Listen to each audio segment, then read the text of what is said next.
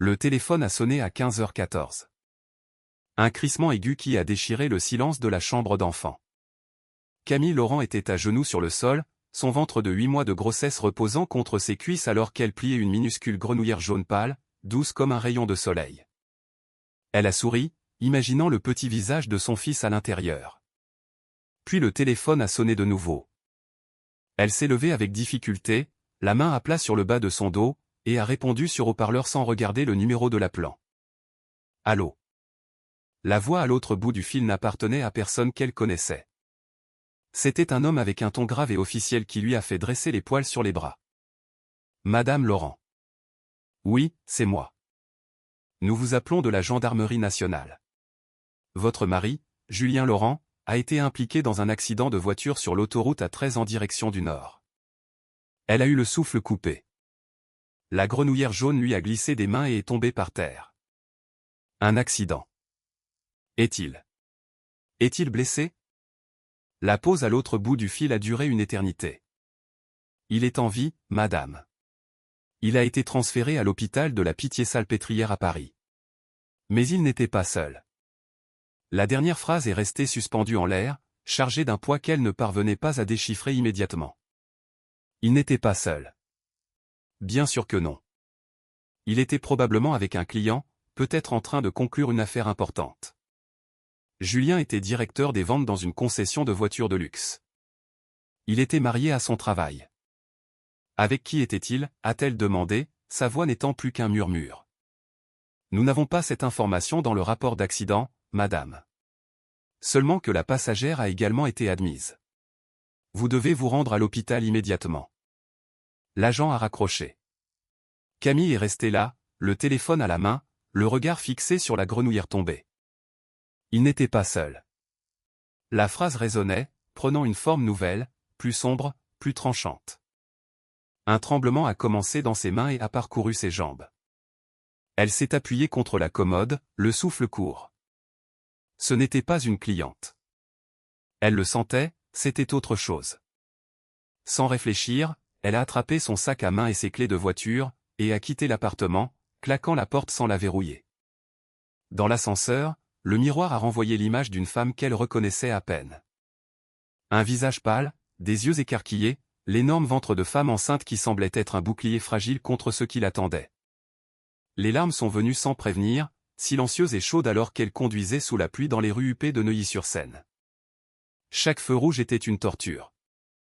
Chaque voiture lente devant elle, un obstacle insupportable. La phrase du gendarme ne la quittait pas, martelant au rythme du pouls dans ses tempes. Il n'était pas seul. L'hôpital de la Pitié-Salpêtrière était un chaos de moniteurs qui bipaient, de blouses blanches et de voix pressées. L'odeur de désinfectant a envahi ses narines, provoquant une vague instantanée de nausée. Elle s'est approchée de la réception, le cœur battant à tout rompre contre ses côtes. Mon mari, Julien Laurent, a eu un accident. La réceptionniste, une femme aux yeux fatigués, a tapé le nom sur l'ordinateur sans se presser. Il est aux urgences, elle a parlé à l'infirmière en chef au bureau au bout du couloir. Camille l'a remercié d'un signe de tête et a marché, sentant les regards compatissants des gens dans les couloirs. La femme enceinte, l'épouse désespérée. Chaque pas était lourd. Le couloir semblait interminable. Au bureau de l'Elbe l'attendait une infirmière plus âgée à l'expression sévère. Camille Laurent. Oui. Votre mari est stable. Il a une fracture au bras gauche et quelques contusions, mais il est conscient. Le médecin va vous parler sous peu. Un soulagement si intense a traversé son corps que ses jambes ont flanché. Vivant, conscient. Elle s'est agrippée au bord du bureau pour ne pas tomber. Et l'autre personne? Celle qui était avec lui. L'infirmière l'a regardé une seconde. Un éclair de ce qui ressemblait à de la pitié est apparu dans ses yeux. La femme avec qui il est arrivé est dans le box adjacent. Des blessures mineures. La phrase sonnait de façon étrange, trop intime. L'infirmière lui a tendu un porte-bloc avec un formulaire d'admission. J'ai besoin de votre signature ici, s'il vous plaît. Camille a pris le stylo, mais ses yeux ont glissé vers le haut de la page. Il y avait le nom de son mari écrit avec l'écriture hâtive d'un soignant. Patient, Julien Laurent, box 14. Passagère, Élodie Martin. Ce nom l'a frappé comme un coup de poing dans le ventre. L'air a de nouveau été volé de ses poumons. Ce n'était pas possible. Élodie Martin, la voisine de l'appartement 1104, la professeure de yoga au sourire doux et au mari discret, la femme qui, 3 jours plus tôt, avait frappé à sa porte pour lui offrir un pot de confiture maison, en lui demandant avec des yeux brillants si elle sentait déjà le bébé bouger. La même Élodie qui lui avait pris la main et dit « Tu vas être une mère incroyable, Camille. Je t'admire tellement. » Le sang a déserté son visage. Le porte-bloc lui a glissé des doigts et a heurté le sol avec un bruit sourd. Le son des moniteurs cardiaques, l'appel d'un médecin dans les haut-parleurs, les pleurs d'un enfant quelque part dans le couloir. Tout s'est fondu en un bourdonnement lointain et aigu. Elle a porté une main à son ventre, un geste instinctif de protection, et ses genoux se sont dérobés. Elle s'est effondrée là, au beau milieu du couloir de l'hôpital, son monde réduit à ce nom écrit sur un formulaire. Élodie. La voisine, l'amie, la maîtresse. Le sol était froid et dur sous ses genoux. Pendant un instant, le monde s'est rétréci à cette sensation. Le froid s'infiltrant à travers son jean, la pression sur ses os, la douleur sourde qui n'était qu'un écho lointain de la véritable douleur qui s'installait dans sa poitrine. L'infirmière s'est précipitée, sa voix inquiète perçant le bourdonnement dans les oreilles de Camille. « Madame. Madame, ça va ?» Quelqu'un l'a aidée à se relever. Des mains fermes sous ses bras l'ont guidée vers une chaise en plastique inconfortable contre le mur. Elle s'est assise, mais son corps ne semblait plus lui appartenir. C'était une coquille vide et lourde portant un poids mort dans son ventre qui, pour la première fois, n'était pas son fils, mais le poids de la trahison. Élodie Martin. Ce nom était un poison se propageant dans ses veines. Chaque souvenir, chaque interaction avec la voisine était maintenant reconfigurée sous une lumière maladive et cruelle. Les visites inattendues avec l'excuse de demander à emprunter une tasse de sucre. Les discussions dans l'ascenseur où Élodie trouvait toujours le moyen de s'enquérir de Julien, de son travail, de ses voyages d'affaires. Il travaille tellement dur. Le pauvre. Tu dois vraiment bien prendre soin de lui, Camille. Cette phrase qui sonnait autrefois comme une solidarité féminine n'était maintenant qu'une moquerie, un coup de poignard déguisé. Le souvenir le plus aigu et le plus douloureux a suivi. Un dimanche, 2 mois auparavant, lors du barbecue sur le toit-terrasse de l'immeuble. Camille était assise, épuisée par son 3e trimestre, pendant que Julien s'occupait du barbecue avec les autres hommes. Élodie s'était approchée, s'était assise à côté d'elle et avait posé une main sur son ventre. « Puis-je le sentir ?» avait-elle demandé avec une douceur qui donnait maintenant la nausée à Camille. Et puis, la regardant droit dans les yeux, elle avait dit « C'est une connexion tellement magique, n'est-ce pas, entre une mère et son enfant. Rien ne peut briser ça. » Assise là, dans le couloir aseptisé de l'hôpital, Camille comprenait la profondeur de ce mensonge. Ce n'était pas juste une liaison, un faux pas d'une nuit. C'était une représentation, une pièce de théâtre cruelle mise en scène sous son nez dans l'endroit qu'elle appelait sa maison. La voisine ne voulait pas être son amie. Elle voulait être aux premières loges pour regarder sa vie. Peut-être pour se comparer, peut-être par pur sadisme. Chaque question sur la grossesse, chaque conseil sur les vitamines et les nausées matinales n'était pas de l'empathie. C'était de la collecte d'informations. C'était un moyen de tâter le terrain, de savoir à quel point la femme enceinte ignorait le monde de mensonges que son mari construisait. Un jeune médecin à lunettes à monture métallique et à l'expression sérieuse s'est arrêté devant elle. « Madame Laurent, je suis le docteur Dubois, le médecin traitant. Votre mari est hors de danger. La fracture de l'extrémité inférieure du radius de son bras gauche va nécessiter une immobilisation, mais il n'y a pas de dommages neurologiques. Il a eu de la chance. » Le mot « chance » sonnait comme une insulte. La chance d'être en vie pour faire face à la destruction qu'il avait causée. « Est-ce que je peux le voir ?» a demandé Camille d'une voix qu'elle ne reconnaissait pas. Le médecin a hésité. Il est sous sédatif puissant pour la douleur en ce moment. Et l'autre patiente est dans le même box d'observation. Il vaut peut-être mieux attendre un peu. Non, a dit Camille avec une fermeté qui l'a surprise elle-même. Je veux le voir tout de suite. Le médecin l'a observé, son regard professionnel essayant de déchiffrer ce qui se cachait derrière cette froide détermination. Il a vu le ventre proéminent, le visage pâle, les yeux qui ne versaient plus de larmes mais qui couvaient une tempête. Il a hoché la tête. Très bien, par ici.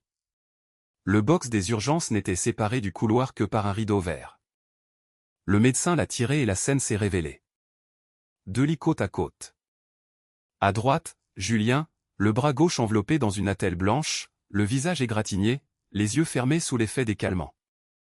Même inconscient, son expression semblait coupable. Dans le lit de gauche, à moins de 2 mètres de lui, se trouvait Élodie.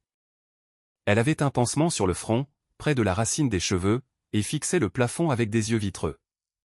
Elle n'a pas vu Camille entrer. Elle était perdue dans son propre monde de douleur et de conséquences. Camille s'est figée sur le pas de la porte, telle une statue de glace. L'air s'est épaissi, lourd, difficile à respirer. Ils étaient là, ensemble, la preuve vivante côte à côte du mensonge qui définissait sa vie. L'homme avec qui elle partageait un lit, partageait des rêves, partageait son futur enfant, et la femme qui lui offrait de la confiture maison et des conseils maternels. L'intimité de cette scène était plus dévastatrice que n'importe quelle confession. Ils n'étaient pas seulement des amants. Ils partageaient un accident, un box d'hôpital, un destin. Ils formaient une unité et elle était l'étrangère. La pièce qui ne rentrait pas dans cette équation de trahison. C'est alors qu'Élodie l'a remarqué. La reconnaissance a été instantanée, suivie d'une vague de panique qui a défiguré ses traits. Les lèvres d'Élodie se sont entr'ouvertes, mais aucun son n'en est sorti. C'était un poisson hors de l'eau, cherchant l'air que la vérité lui avait volé. La peur sur son visage était laide, dépouillée de toute dignité. Il n'y avait aucun remords là-dedans, seulement la terreur d'être prise sur le fait. Dans ce regard, Camille n'a pas vu la voisine souriante, la professeure de yoga, l'amie. Elle a vu un prédateur acculé. Camille n'a pas détourné le regard. Elle a soutenu ce regard, sentant une force froide et tranchante s'emparer d'elle. Il n'y avait pas de place pour les pleurs, ni pour les cris, ni pour le désespoir qui l'avait consumé quelques minutes auparavant. Il n'y avait qu'une clarté brutale. Elle a fait un pas dans la pièce, puis un autre. Chaque mouvement était délibéré, lourd. Elle s'est arrêtée près du lit de Julien sans le regarder. Ses yeux sont restés fixés sur Élodie. Il n'était pas seul, a dit Camille. Sa voix était basse, mais elle a résonné dans le silence de la pièce. La phrase a frappé Élodie avec la force d'une gifle. La femme s'est recroquevillée, détournant les yeux vers le drap blanc comme si elle pouvait s'y cacher. Camille, sa voix a commencé, un murmure brisé. Non. Camille l'a coupé, d'un ton glacial. N'ose même pas prononcer mon nom. Le silence qui a suivi n'a été rompu que par le bip régulier du moniteur cardiaque de Julien. Un son mécanique constant qui marquait le tempo de cette nouvelle et terrible réalité. Camille s'est retournée et a regardé son mari pour la première fois. L'homme qu'elle aimait ou pensait aimer, le père de son enfant. Son visage, même au repos, ressemblait à celui d'un inconnu. Les traits familiers qu'elle embrassait chaque matin étaient maintenant souillés par le mensonge. Elle a tendu la main, mais s'est arrêtée à quelques centimètres de son visage. Le droit de le toucher avait disparu. Ce qu'ils avaient construit, s'était brisé sur l'autoroute A13, à l'intérieur d'un SUV de luxe avec la voisine sur le siège passager. Elle a reculé du lit, le corps rigide. L'adrénaline qui l'avait maintenue debout commençait à s'estomper, laissant place à une fatigue profonde qui montait de la plante de ses pieds. Son ventre lui semblait lourd, et une douleur aiguë dans le bas de son dos lui a fait retenir son souffle. Le bébé a bougé, un coup de pied fort, comme pour protester contre l'angoisse qui l'entourait. Elle a posé la main sur son abdomen, un geste de protection. Et dans ce moment d'alliance, elle a su qu'il n'y avait plus que deux, juste maintenant. Elle s'est retournée pour partir, mais s'est arrêtée à la porte. Il restait une chose à faire, une dernière pièce à déplacer sur cet échiquier de douleur. Elle a sorti son téléphone de son sac à main, les mains légèrement tremblantes. Elle a cherché le contact qu'elle n'avait utilisé qu'une seule fois pour confirmer sa présence au barbecue de l'immeuble. Antoine Martin, le mari d'Élodie, l'ingénieur civil, discret et peu bavard, qui semblait toujours se tenir dans l'ombre de sa femme sociable et souriante. Un homme honnête et travailleur qui, tout comme elle, était sur le point de voir son monde bouleversé. Elle a ressenti un pincement d'hésitation. Elle s'apprêtait à faire exploser la vie d'un autre être humain. Mais l'image d'Élodie et Julien côte à côte dans les lits a effacé toute once de doute. La vérité, aussi brutale soit-elle, devait être complète. Leur mensonge avait fait deux victimes, et les victimes méritaient de savoir.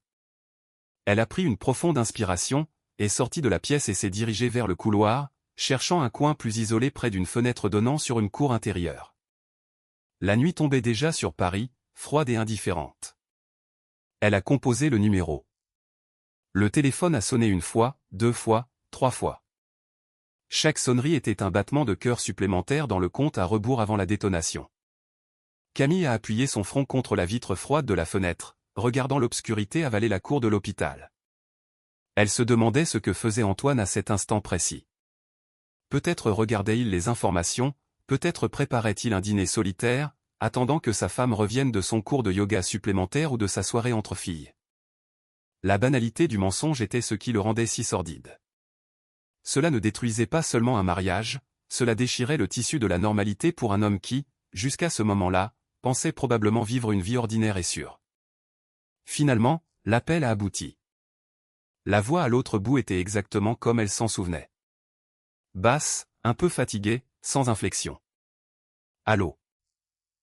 Camille a dégluti difficilement, goûtant la saveur métallique de l'adrénaline dans sa bouche. Elle devait être directe, clinique. Toute trace d'émotion dans sa voix risquait d'être interprétée comme de l'hystérie ou de la confusion. Antoine, c'est Camille de l'appartement 1102. Il y a eu une brève pause. Le temps pour lui de comprendre qu'il appelait à cette heure. La voisine enceinte du bout du couloir. Camille, il y a un problème ?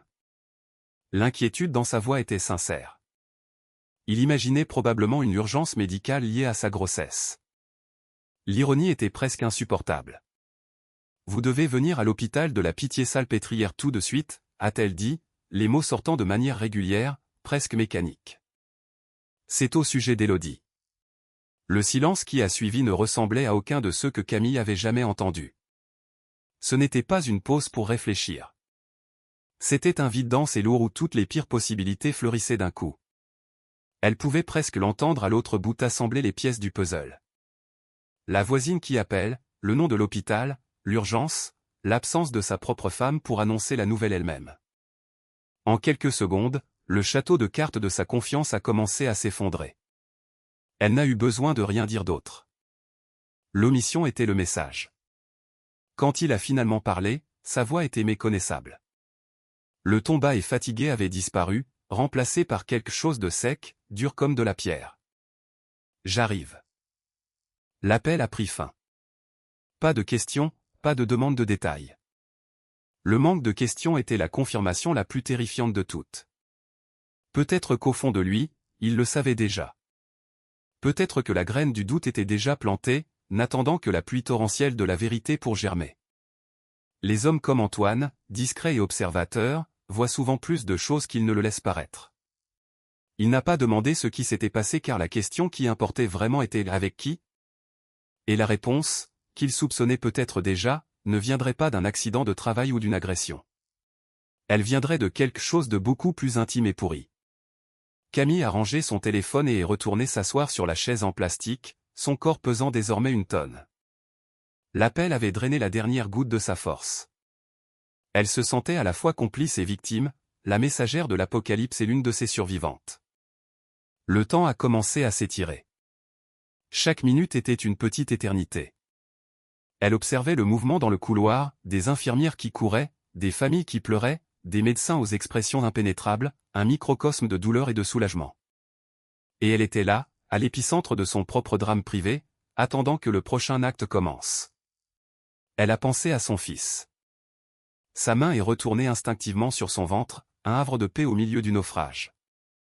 Il a de nouveau donné un coup de pied, plus doucement cette fois, comme s'il sentait son épuisement. À cet instant, une décision a germé dans son esprit, claire et inébranlable. Cet enfant ne grandirait pas dans un foyer construit sur les décombres d'un mensonge. Il n'aurait pas un père dont l'intégrité était une imposture, ni une mère qui se rabaissait pour s'intégrer dans un mariage brisé. Ce coup de pied n'était pas seulement un mouvement fœtal. C'était un rappel qu'une vie dépendait de sa force, de son courage. La douleur de la trahison était immense, mais l'amour pour cet être qu'elle n'avait pas encore rencontré était plus grand. Et ce serait cet amour qui la guiderait hors de là. 25 minutes plus tard, elle l'a vu. Antoine Martin est apparu au bout du couloir, marchant avec une urgence contenue. Il n'avait pas l'air désespéré, mais il y avait une raideur dans ses épaules et une intensité dans sa démarche qui trahissait sa tempête intérieure. Ses yeux ont balayé la zone et l'ont trouvé. Il s'est approché. Son visage était un masque impénétrable. De près, elle a pu le voir. Ses yeux, d'ordinaire calmes, étaient sombres, et une petite veine battait à sa tempe. Il n'avait pas besoin d'explication. Son regard disait déjà que quelque chose de fondamental en lui s'était brisé. « Où est-elle » a-t-il demandé, la voix réduite à un murmure rauque. Camille s'est simplement levée et a fait un signe de tête vers le rideau vert. Aucun mot n'était nécessaire. Ils étaient désormais des alliés improbables, unis par la même trahison, marchant ensemble vers l'épicentre du désastre. Elle a ressenti une étrange et sinistre camaraderie avec cet homme qu'elle connaissait à peine. Ils avaient tous les deux été trompés par les deux personnes qui étaient censées protéger leur cœur. Elle l'a suivi, s'arrêtant un pas derrière lui lorsqu'il a tiré le rideau. La scène était identique. Julien, toujours sous sédatif, un monument à sa propre faiblesse.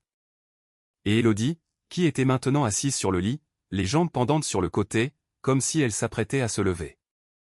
Elle a regardé vers l'entrée, s'attendant à revoir Camille, mais son visage s'est décomposé lorsqu'elle a vu Antoine se tenir là. Son expression était une condamnation à mort. L'air s'est raréfié dans la pièce. Le bip du moniteur de Julien semblait se moquer de la scène, un métronome indifférent marquant la fin de deux mariages. Élodie a porté une main à sa bouche, un sanglot sec s'échappant de ses lèvres. La panique dans ses yeux était absolue. Elle a regardé Antoine, puis Camille, debout juste derrière lui, et la prise de conscience de l'alliance entre les deux conjoints trahit l'a frappé de plein fouet. Il n'y avait nulle part où fuir. Antoine a fait un pas en avant, le corps tendu comme un câble d'acier. Il a regardé sa femme, puis l'homme endormi dans le lit adjacent, et la connexion entre les deux faits s'est solidifiée sous ses yeux. L'incrédulité sur son visage était douloureuse à voir. « Élodie, qu'est-ce que c'est que ça » a-t-il demandé, la voix se brisant pour la première fois. Ce n'était pas une question sur l'accident. C'était sur tout le reste. Sur eux deux ensemble dans une chambre d'hôpital. Sur les soirées tardives, les mystérieux appels téléphoniques, la distance subtile qui s'était installée entre eux. Élodie a commencé à pleurer. Les pleurs désespérés et les d'une personne prise au piège et à court d'excuses. C'était une erreur, Antoine. Une erreur, a-t-elle balbutié entre ses sanglots. Les mots clichés sonnaient creux et pathétiques. Ce n'est pas ce que tu crois. Mais c'était exactement ce qu'il croyait. Ces dénégations étaient une insulte à son intelligence. Antoine n'a pas répondu. Il a juste continué à la regarder, son silence plus accusateur que n'importe quel cri. Ses yeux ont ensuite dérivé, se posant sur Camille. Il y avait une question silencieuse dans son regard, une recherche de confirmation. Camille a simplement soutenu son regard, faisant un hochement de tête presque imperceptible. Oui, c'est exactement ça, tous les deux. Camille est restée parfaitement immobile près de la porte, observatrice silencieuse de la ruine qu'elle avait elle-même mise en mouvement. Elle ne ressentait aucun plaisir, aucune vengeance, seulement un vide glacial. Voir la douleur d'Antoine, c'était comme regarder son propre reflet dans un miroir brisé. Elle y voyait la même humiliation, la même incrédulité, le même sentiment d'avoir été prise pour une idiote. La femme qui lui demandait des conseils sur la grossesse, qui feignait l'admiration, était juste là, en train de pleurer parce qu'elle s'était fait attraper avec le mari de quelqu'un d'autre. Puis, un détail subtil qu'elle n'avait pas remarqué auparavant a attiré son attention. La façon dont Élodie était assise, la façon dont ses mains reposaient instinctivement sur son propre abdomen. Une suspicion terrible et improbable a commencé à prendre forme dans l'esprit de Camille. Une suspicion qui transformait toute la situation en quelque chose d'encore plus grotesque et complexe. Le regard de Camille s'est aiguisé, se verrouillant sur le geste presque inconscient d'Élodie. Sa main, qui quelques instants auparavant s'agitait de désespoir, reposait maintenant de manière protectrice sur le bas de son ventre. C'était un mouvement que Camille connaissait intimement, un réflexe qui faisait partie d'elle depuis quelques mois. Le cerveau de Camille, déjà en surcharge, s'est mis à relier des points qui semblaient auparavant aléatoires. Les questions incessantes d'Élodie sur le premier trimestre. Sa curiosité au sujet des vitamines prénatales. La conversation sur les prénoms de bébé qu'Élodie avait initiée dans l'ascenseur, la déguisant en un intérêt désinvolte pour les choix de Camille. À l'époque, elle semblait juste être une femme fascinée par la grossesse d'une autre. Maintenant, sous les cruels néons de l'hôpital, cela prenait un sens nouveau et monstrueux. La femme qui demandait des conseils sur la grossesse était elle-même enceinte. La révélation n'a pas frappé comme un éclair, mais comme une infiltration d'eau glaciale, lente et paralysante. L'air a semblé se raréfier encore plus. Les pleurs d'Élodie, les mots brisés d'Antoine, le bip constant du moniteur. Tout est devenu un bruit de fond face au bourdonnement assourdissant de cette nouvelle vérité dans son esprit. Elle a fixé le ventre d'Élodie, caché sous la blouse d'hôpital ample. Il n'y avait pas de bosse évidente comme la sienne, mais il y avait une certaine rondeur, une posture qu'elle reconnaissait. C'était le début. Le secret qu'Élodie gardait n'était pas seulement une liaison. C'était une conséquence. Antoine, noyé dans sa propre douleur, n'a pas remarqué ce que fixait Camille. Il a fait un autre pas vers sa femme, la colère commençant à prendre le pas sur le choc. Une erreur, a-t-il répété, la voix basse et dangereuse. Une erreur, c'est de se tromper de sortie sur l'autoroute, Élodie. Une erreur, c'est d'oublier de payer une facture. Être dans une voiture en dehors de la ville avec le mari de la voisine, ce n'est pas une erreur. C'est un choix. Un choix que tu as fait tous les jours. Chaque mot était un coup. Élodie s'est recroquevillée, le visage strié de larmes. Ce n'était pas comme ça. J'allais te le dire, a-t-elle menti, sa voix faible cherchant désespérément une bouée de sauvetage au milieu du naufrage.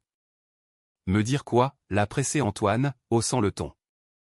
Que tu me trompais, ou bien allais-tu attendre qu'il quitte sa femme enceinte pour m'annoncer la nouvelle? La mention de la grossesse de Camille a flotté dans l'air. Antoine a regardé Camille une seconde, et pour la première fois, toute l'ampleur de la cruauté de la situation a semblé le frapper. Ce n'était pas seulement une trahison entre deux couples. C'était une trahison envers une femme dans sa position la plus vulnérable. Son expression s'est encore durcie, le mépris remplaçant la colère. C'est à ce moment-là que Julien a commencé à bouger dans le lit d'à côté. Le sédatif se dissipait. Il a gémi, un son bas et guttural, et ses yeux se sont lentement ouverts, clignant pour s'habituer à la lumière. Sa première vision a été le plafond blanc. La seconde, en tournant la tête, a été son monde en train de s'effondrer. Il a vu Élodie pleurer. Il a vu Antoine se tenir là, tendu comme un animal prêt à bondir. Et enfin, il a vu Camille, parfaitement immobile près de la porte, le visage semblable à une toile vierge sur laquelle il pouvait projeter toute sa culpabilité. Camille, a-t-il murmuré, le prénom sortant avec difficulté. Camille n'a pas répondu. Elle l'a juste regardé, le regard vide, dénué de toute émotion qu'il aurait pu reconnaître. Là où il s'attendait à voir de la fureur ou des larmes, il n'a rien trouvé, et ce rien était infiniment plus terrifiant. La présence de Julien, désormais conscient, a modifié la dynamique de la pièce. Antoine s'est tourné vers lui, une nouvelle cible pour sa fureur. « Toi, a-t-il dit, la voix dégoulinante de dégoût. Tu es venu chez moi, tu m'as serré la main, tu as mangé à ma table, et dans mon dos, tu couchais avec ma femme. » Julien a essayé de s'asseoir, mais la douleur dans son bras l'a fait retomber avec une grimace. « Antoine, mon vieux, calme-toi. On va discuter, a-t-il commencé, utilisant le ton pacificateur de directeur des ventes qu'il avait sauvé tant de fois. Mais ici, dans ce contexte, cela sonnait pathétique. Discuter? Antoine a ri, un rire sec et sans joie. Il n'y a rien à discuter. La scène ici présente parle d'elle-même. Il s'est tourné de nouveau vers Élodie, son attention revenant à la source de sa douleur. C'est fini, Élodie. Fais tes valises. Je ne veux plus jamais te voir. C'est alors que le désespoir d'Élodie a atteint son point de rupture. La menace de tout perdre, son mari, sa maison, sa stabilité, lui a fait jouer sa dernière et plus terrible carte. « Tu ne peux pas faire ça », a-t-elle crié, la voix stridente. « Antoine, je suis enceinte. » Le silence qui est tombé sur la pièce était absolu, si profond que le bip du moniteur semblait hurler. Antoine s'est figé, sa tête se tournant lentement vers elle, son expression traduisant une incrédulité totale. Julien, dans l'autre lit, a écarquillé les yeux, le choc se lisant sur son visage. Il ne le savait pas non plus. C'était une part du secret qu'Élodie n'avait gardé que pour elle. Camille a fermé les yeux un instant. Alors, c'était vrai. Sa suspicion avait été confirmée de la manière la plus brutale qui soit. Elle a senti le sol se dérober sous ses pieds, mais son corps n'a pas bougé. L'adrénaline est revenue en force, une bouffée d'énergie froide qui l'a maintenue debout, observant le dernier acte de cette tragédie. Antoine a fixé le ventre d'Élodie, puis de nouveau son visage.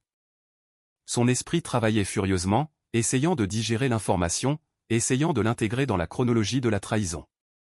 Enceinte, a-t-il répété, le mot semblant étranger dans sa bouche. Une étincelle de ce qui aurait pu être de la joie en toute autre circonstance a brillé dans ses yeux, mais a été instantanément éteinte par un doute empoisonné.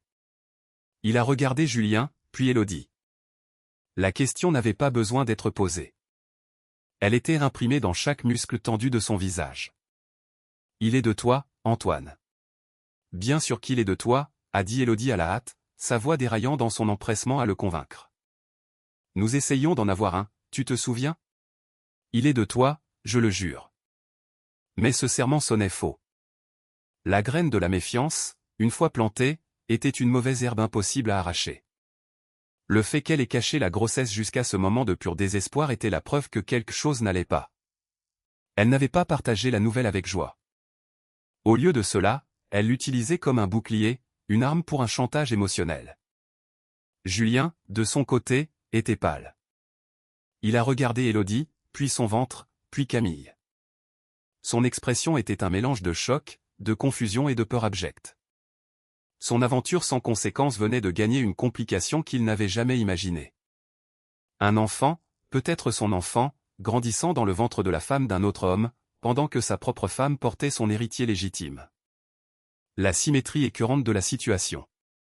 Camille observait la scène, se sentant étrangement détachée, comme si elle regardait un film. Elle voyait les pièces se déplacer, les liens se briser, les mensonges s'empiler sur d'autres mensonges. Elle a vu le piège qu'Élodie s'était tendu à elle-même en essayant de retenir son mari avec la nouvelle de la grossesse. Elle n'avait fait qu'allumer la mèche d'une bombe beaucoup plus grosse, la paternité. Antoine n'a pas dit un mot de plus. Il a jeté un dernier regard à la femme en larmes sur le lit, puis à l'homme qui était la cause de sa ruine. Il y avait de la défaite dans ses yeux, l'acceptation amère que plus rien ne pouvait être sauvé. Il s'est retourné, le corps se mouvant avec la raideur d'un homme beaucoup plus âgé, et a marché vers la porte. Il est passé devant Camille sans la regarder, mais pendant une fraction de seconde, ses épaules se sont affaissées, et elle a ressenti le poids de la douleur partagée entre eux. Puis il est parti, laissant derrière lui le silence et les débris de deux vies. Ils sont restés tous les trois dans la pièce, le triangle amoureux maintenant exposé dans toute sa sordidité. Élodie sanglotait doucement. Julien fixait le vide, son bras cassé étant la moindre de ses douleurs. Et Camille. Camille a finalement bougé. Elle a marché lentement jusqu'au lit de Julien. Il a levé les yeux vers elle, la supplication évidente sur son visage. « Camille, je t'en prie, pardonne-moi. Est-ce que je peux t'expliquer ?» Elle l'a regardé, non pas avec haine, mais avec une sorte de curiosité clinique, comme une scientifique observant un spécimen. « Expliquer quoi, Julien ?» a-t-elle demandé, la voix calme et posée. « Que tu m'as trompé ? Ou que tu m'as trompé avec la voisine qui prétendait être mon amie ? Ou peut-être veux-tu m'expliquer comment tu as eu l'audace de faire ça pendant que je porte ton fils, et maintenant ? Maintenant il y a ça. » Son regard s'est déplacé vers Élodie, qui s'est recroquevillée sous le poids de cette attention. « Tu as détruit notre famille, » a continué Camille. Sa voix était toujours basse, mais chaque mot coupait l'air. « Tu as détruit tout ce que nous avons construit. Et pourquoi ? Pour quelqu'un qui est enceinte et qui ne semble même pas sûr de savoir qui est le père. » Elle n'a pas attendu de réponse. Il n'y avait aucune réponse qui puisse réparer ça. Elle a tourné les talons et est sortie de la pièce, laissant les deux amants derrière elle, seuls avec les ruines de leur choix. Elle ne s'est pas arrêtée dans le couloir. Elle a continué à marcher, passant devant la réception, à travers les portes automatiques en verre, jusqu'à ce que l'air froid de la nuit parisienne lui fouette le visage. Elle a pris une profonde inspiration. L'air glacial lui a brûlé les poumons, mais lui a éclairci les idées. Il n'y avait plus de larmes, seulement une résolution, froide et dure comme de l'acier. C'était la dernière fois qu'elle s'autoriserait à être une victime dans cette histoire. À partir de ce moment, elle serait l'architecte de son propre avenir et de la justice. Les portes vitrées de l'hôpital se sont refermées derrière Camille, étouffant le chaos des bips et des voix, la laissant dans le silence froid de la nuit. Elle n'est pas allée directement à sa voiture. Au lieu de cela, elle s'est dirigée vers un banc en béton vide sous la lueur jaunâtre d'un lampadaire et s'est assise. Le froid de la pierre s'est infiltré à travers le tissu de son pantalon, mais elle l'a à peine senti. Son corps était engourdi, une armure protectrice autour du tourbillon de pensée et de la douleur aiguë qui refusait de se transformer en larmes. Elle ne pleurerait pas ici. Pleurer était un soulagement, et elle sentait que si elle commençait, elle ne pourrait plus s'arrêter. Elle avait besoin de garder sa force intacte. Elle est restée assise là pendant un temps incommensurable, regardant les voitures passer sur l'avenue, chacune contenant un univers d'histoire qu'elle ignorait. Des gens rentrant chez eux vers leur famille, vers leur vie normale. Le mot normal semblait désormais appartenir à une langue étrangère. Sa vie s'était scindée en un avant et un après, et la frontière était une chambre d'hôpital avec 2 lits et un mensonge dévoilé. La phrase qu'elle avait dite à Julien résonnait dans son esprit, « Tu as détruit notre famille ». Mais en la prononçant, elle a réalisé une vérité plus profonde. Une famille construite sur des fondations si fragiles, si susceptibles à la première tempête. Peut-être était-elle déjà brisée bien avant l'effondrement final. La trahison n'était pas le tremblement de terre. Ce n'était que la secousse qui révélait les fissures que, dans son bonheur confiant, elle avait refusé de voir. Les souvenirs des derniers mois ont commencé à s'aligner d'une nouvelle manière, comme les pièces d'un puzzle réarrangées pour former une image grotesque. Les voyages d'affaires de Julien le week-end qu'il justifiait comme essentiels pour atteindre ses objectifs de vente. Les fois où il rentrait tard, sentant un parfum qui n'était pas le sien, prétendant qu'il s'agissait d'une cliente lors d'un essai routier.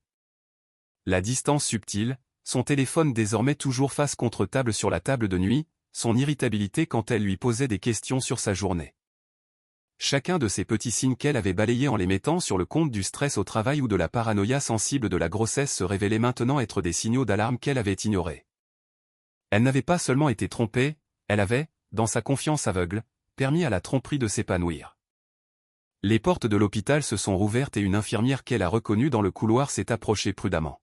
« Madame Laurent, est-ce que ça va ? Vous ne devriez pas être ici dans le froid. » Camille a levé les yeux. « Je pars dans un instant. J'avais juste besoin d'1 minute. » L'infirmière a hésité, la compassion professionnelle luttant contre le désir de ne pas s'imposer. « Votre mari vous réclame. Il est très contrarié. » Camille a ressenti une vague de répulsion. Contrarié ? Il était contrarié, comme si son bien-être était d'une quelconque manière une priorité. « Dites-lui que je suis rentrée chez moi », a-t-elle répondu d'une voix ferme. Et l'autre patiente, a continué l'infirmière en baissant la voix. Son mari est revenu. Il parle avec l'assistante sociale en ce moment. La nouvelle l'a frappé avec une curiosité morbide. Antoine était revenu. L'homme qui était parti brisé sans un regard en arrière était retourné à l'épicentre de la douleur. Peut-être par sens des responsabilités, peut-être pour une conclusion formelle, ou peut-être à cause de ce mot terrible qu'Élodie avait lancé en l'air. Enceinte. Un enfant, même dont l'origine était douteuse, créait un lien qui ne pouvait être brisé simplement en tournant le dos.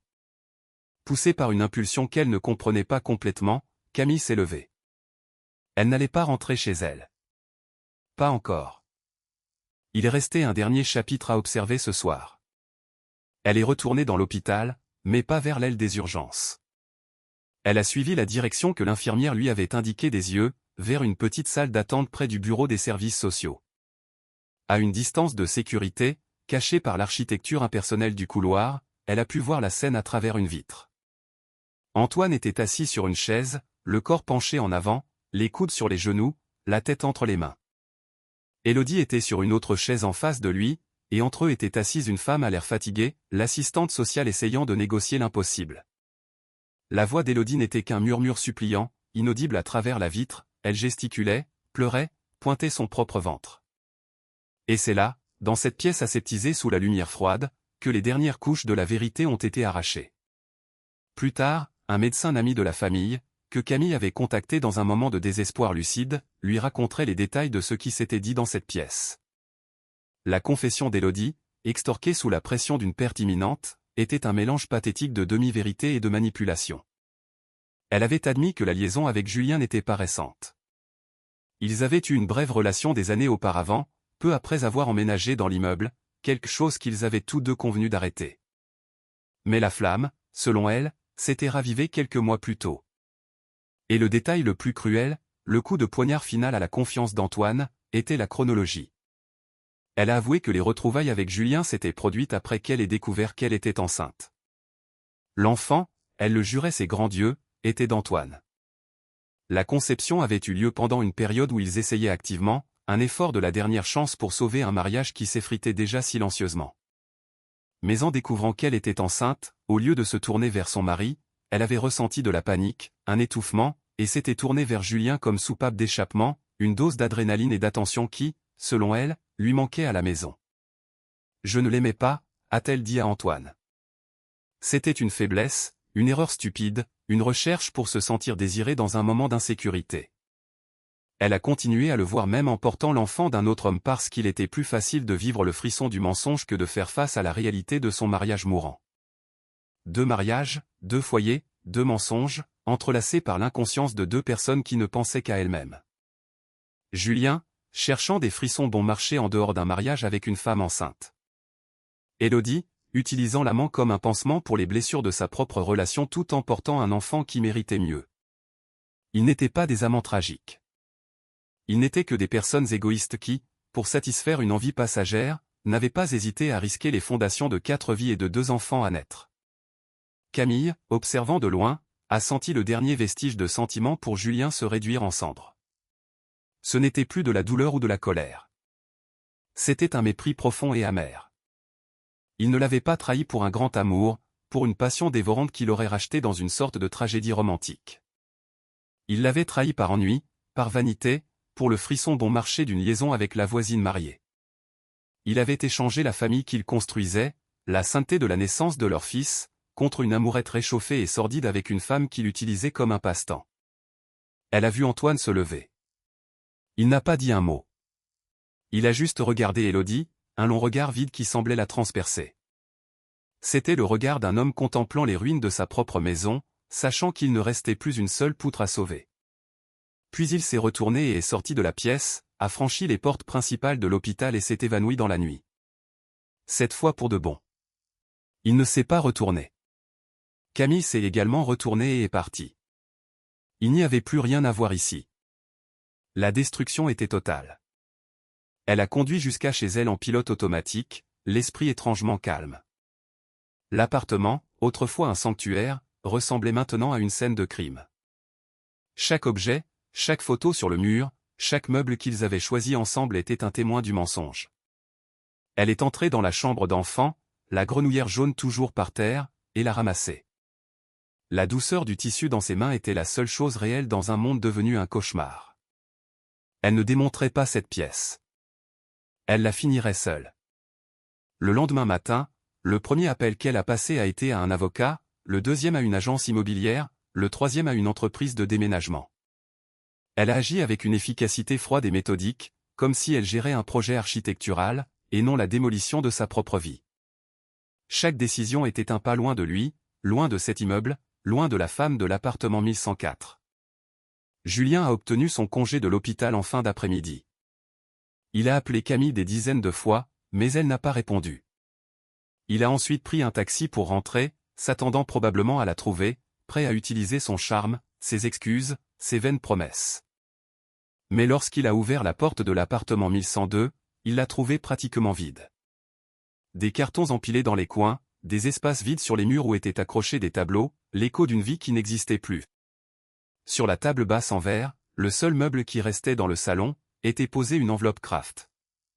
Son prénom, Julien, était écrit avec l'élégante écriture de Camille. Avec des mains tremblantes, son bras valide luttant contre l'écharpe qui immobilisait l'autre, il l'a ouverte. À l'intérieur, il n'y avait pas de lettre de haine ou de douleur. Il n'y avait que 3 choses. La première était une copie du rapport de gendarmerie que l'avocat de Camille s'était déjà procuré, surlignant la cause de l'accident, excès de vitesse sur chaussée mouillée. La deuxième était une copie de la dernière échographie de leur fils, l'image en noir et blanc d'un profil parfait, un battement de vie totalement ignorant de la sordidité de son père. Et la troisième était une petite note avec une seule phrase. « Pendant que tu mentais, j'ai appris à vivre. » Il n'y avait pas de signature. Ce n'était pas nécessaire. Julien est resté au milieu de la pièce vide, fixant ces 3 morceaux de papier, la preuve de son inconscience, l'image de sa perte, et la déclaration d'indépendance de sa femme. Il n'a pas eu le courage de toucher l'échographie. Il s'est simplement laissé tomber par terre au milieu du vide, et le poids de tout ce qu'il avait perdu l'a finalement écrasé. Le divorce a été une procédure rapide et brutalement efficace. Camille a ordonné à son avocat de ne pas négocier, juste d'exécuter. Elle ne voulait rien de plus que ce qui lui revenait de droit, et sa liberté. Pendant que les papiers avançaient, elle s'est installée dans un appartement en location dans un quartier calme de Paris, un quartier aux rues bordées d'arbres avec un air de nouveau départ. L'espace était plus petit, plus simple, mais chaque centimètre carré lui appartenait. Il n'y avait aucun souvenir de Julien incrusté dans les murs, ni le risque de croiser Élodie dans l'ascenseur. C'était un territoire neutre, une toile vierge. Avec un calme qui la surprenait elle-même, elle a commencé à aménager la chambre du bébé. Elle a peint les murs d'un gris doux. Elle a monté le berceau de ses propres mains, suivant le manuel d'instruction avec une concentration presque méditative. Chaque vis serrée, chaque pièce emboîtée était un acte de construction, une affirmation de sa capacité à créer et à soutenir une vie seule. L'absence de Julien ne lui pesait pas. En fait, la solitude était productive, silencieuse, lui permettant de se connecter à une force qu'elle ne se soupçonnait pas. La chambre a été prête en une semaine, un nid de paix et de promesses construit non pas sur les restes d'une famille, mais sur les fondations solides d'une femme qui se redécouvrait. Les nouvelles des autres lui parvenaient par bribes via des connaissances communes et les inévitables ragots de son ancien immeuble. Élodie est sortie de l'hôpital 2 jours après Julien. Antoine, fidèle à sa parole, n'était pas là pour venir la chercher. Il a demandé le divorcer, dans un acte de froide miséricorde, a exigé un test ADN prénatal. Le résultat, arrivé des semaines plus tard, a été le dernier clou dans le cercueil de ce mariage. L'enfant était bien de lui, mais la confirmation biologique ne changeait rien. La trahison de la confiance avait été trop profonde. Antoine a accepté de remplir toutes ses obligations financières en tant que père, mais a clairement indiqué que le mariage était bel et bien mort et enterré. Élodie, désormais une paria dans l'immeuble et abandonnée par son amant, allait devoir affronter la maternité dans une solitude qu'elle avait elle-même construite. Julien, pendant ce temps, a sombré. L'appartement vide est devenu sa prison. L'absence de Camille et de la vie qu'il menait était un fantôme qui le hantait dans chaque pièce silencieuse. Il a essayé d'appeler, d'envoyer des textos, de supplier pour une seconde chance, mais Camille avait bloqué son numéro. La seule communication qu'il recevait passait par les avocats. Il a perdu sa concentration au travail. L'éclat du vendeur star s'est terni, et le directeur des ventes de voitures de luxe est devenu l'ombre de lui-même, ne vendant plus que l'image d'un homme qui avait tout perdu. 3 semaines après l'accident, un samedi matin ensoleillé, on a sonné à la porte du nouvel appartement de Camille. Son cœur a fait un bond, un vestige de l'ancienne peur que ce soit Julien. Mais lorsqu'elle a regardé par le Judas, elle a vu une silhouette inattendue. C'était Antoine Martin. Elle a hésité un instant, puis a ouvert la porte. Il avait l'air plus mince, plus vieux, mais il y avait une nouvelle et dure résolution dans ses yeux. Il n'a pas souri. « Je suis désolé de débarquer comme ça », a-t-il dit d'une voix grave. « J'avais juste besoin de te donner ça. » Il lui a tendu une grande enveloppe Kraft. « Qu'est-ce que c'est » a-t-elle demandé. « C'est une copie du test ADN et une proposition de moi et de mes avocats. » Confuse, Camille l'a invité à entrer. Ils se sont assis dans le petit salon, un silence inconfortable s'étirant entre eux. Elle a ouvert l'enveloppe, a vu le rapport confirmant la paternité d'Antoine, et en dessous, un document juridique. C'était une proposition d'accord. Antoine lui offrait l'intégralité des dommages et intérêts que l'assurance de Julien et la concession automobile devraient lui verser pour préjudice moral et dommages, une somme substantielle en euros que son avocat était certain d'obtenir. En échange, il demandait quelque chose qui a coupé le souffle de Camille. Il demandait la garde partagée. Non pas de son fils à lui, mais du sien. « Je ne comprends pas », a dit Camille, le papier tremblant dans sa main. « C'est simple », a commencé Antoine en regardant non pas elle, mais par la fenêtre. « Mon fils va naître dans un foyer brisé à cause de ton ex-mari. Ton fils va naître sans père présent pour la même raison. Je ne peux pas réparer ce qui est arrivé à ma famille, mais peut-être que je peux aider à réparer ce qui est arrivé à la tienne. » Il l'a enfin regardée, et pour la première fois, elle n'a pas seulement vu de la douleur, mais une détermination farouche. Je ne veux pas être un remplaçant. Je sais que je ne suis pas son père, mais je peux être une figure paternelle. Je peux apprendre à ton fils à jouer au ballon, à être un homme honnête. Je peux être là pour les anniversaires, les remises de diplômes. Je peux lui donner un frère. Nos fils, Camille, ne sont pas à blâmer pour tout ça. Ce sont les seules victimes innocentes, et ils seront liés pour toujours par l'histoire de leurs parents. Peut-être. Peut-être qu'ils peuvent grandir ensemble comme une famille. Une famille différente, étrange, rafistolée, mais une famille. Camille est restée assise en silence, le monde tournoyant autour d'elle. La proposition était folle, sans précédent, et en même temps, elle prenait un sens terrible et profond. C'était une forme de justice poétique qu'elle n'aurait jamais pu concevoir, prendre la destruction causée par deux personnes et, à partir de là, construire quelque chose de nouveau et de fonctionnel pour les deux garçons qui étaient l'héritage innocent de cette trahison. Je ne sais pas quoi dire, a-t-elle murmuré. Ne dis rien pour le moment, a-t-il répondu en se levant. Pense-y, parle-en à ton avocat. La proposition est sérieuse. Je ne fais pas ça par pitié pour toi. Je le fais pour eux. Il est parti, laissant Camille seule avec le document et la possibilité d'un avenir qu'elle n'avait jamais imaginé. Une semaine plus tard, son fils est né, un petit garçon en bonne santé, aux yeux curieux et aux poumons solides. Le jour de sa sortie de la maternité, elle a trouvé 2 bouquets de fleurs dans son appartement. L'un était anonyme avec une simple carte qui disait « Félicitations pour notre fils. Pardonne-moi ». Elle l'a jeté à la poubelle sans lire la suite. L'autre était une simple composition de fleurs des champs avec une carte manuscrite « Bienvenue dans ce monde, champion. Ton frère a hâte de te rencontrer. Avec respect, Antoine ». À cet instant, tenant son fils dans ses bras, Camille connaissait la réponse. Elle ne renaissait pas seule. Elle renaissait aux côtés d'un allié improbable dans la construction de quelque chose que personne ne pouvait prévoir. Sa vengeance ne consisterait pas à regarder Julien souffrir. Sa vengeance serait de vivre. Ce serait de construire une famille si heureuse, si inattendue et si complète que l'existence de la personne qui l'avait brisée deviendrait finalement insignifiante.